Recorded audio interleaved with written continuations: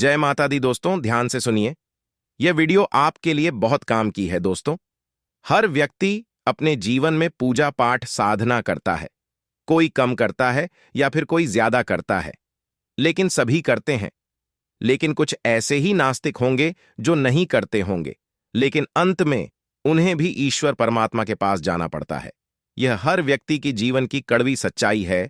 इसे झूठ लाया नहीं जा सकता है।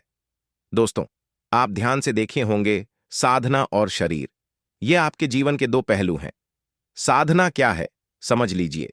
जैसे आप हनुमान चालीसा का पाठ करते हैं, हनुमान जी महाराज साधना है।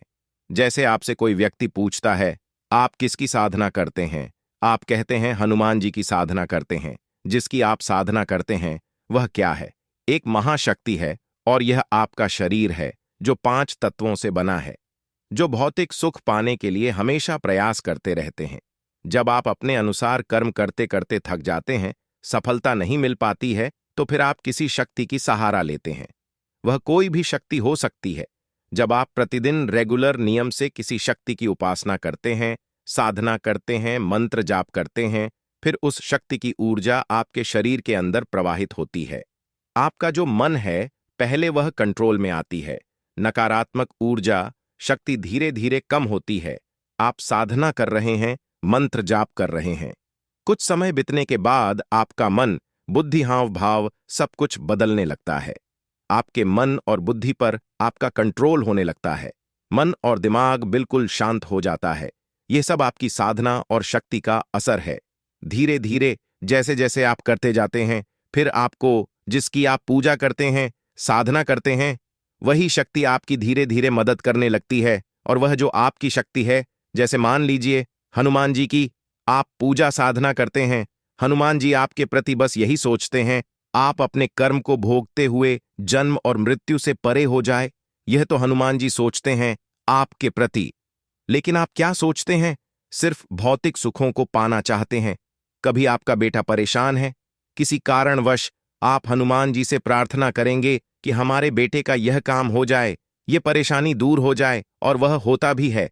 लेकिन यहां पर आप जो भी शक्ति ऊर्जा हनुमान जी का आप जमा किए हैं, और वह कुछ समाप्त हो जाती है, और कुछ बची हुई ऊर्जा शक्ति रहती है आपके पास। फिर कोई व्यक्ति आपके पास कोई अपनी कुछ समस्या लेकर आया, या आपके घर में कोई कुछ परेशानी दिक्कत है, तो आप उसके प्रति अपनी ऊर्जा शक्ति ठीक करने में समाप्त कर देते हैं। इस तरह से यह क्रिया कर्म चलते रहता है। जितना आप पूजा पाठ करते हैं और हनुमान जी से मदद मांगते हैं, तो आपकी ऊर्जा इस तरह से धीरे धीरे समाप्त होती है, खत्म होती है। इसलिए दोस्तों, यहां पर आप बिल्कुल सावधान हो जाइए। आप पूजा पाठ साधना करिए, लेकिन किसी का कार्य नहीं करिए। और कब तक कार्य नहीं करिए? जब तक हनुमान जी आपके पास आ नहीं जाते हैं और आपको वचन नहीं देते हैं, तब तक आप किसी के प्रति कुछ भी कार्य नहीं करिए। अगर आप करेंगे तो आपकी ऊर्जा खत्म होते रहेगी। आपका जैसा जीवन चल रहा है वैसा ही चलता रहेगा। इसलिए आप अपनी साधना के माध्यम से आप अपने आप को ऊंचाइयों पर ले जाइए। और यह जो भौतिक जीवन है, यह तो ऐसा ही चलता रहेगा। एक परेशानी खत्म होगी तो दूसरी परेशानी चालू हो जाएगी। आपने जो इस जन्म में अगले जन्म जो कर्म किए हैं, वह तो भोगना ही पड़ेगा।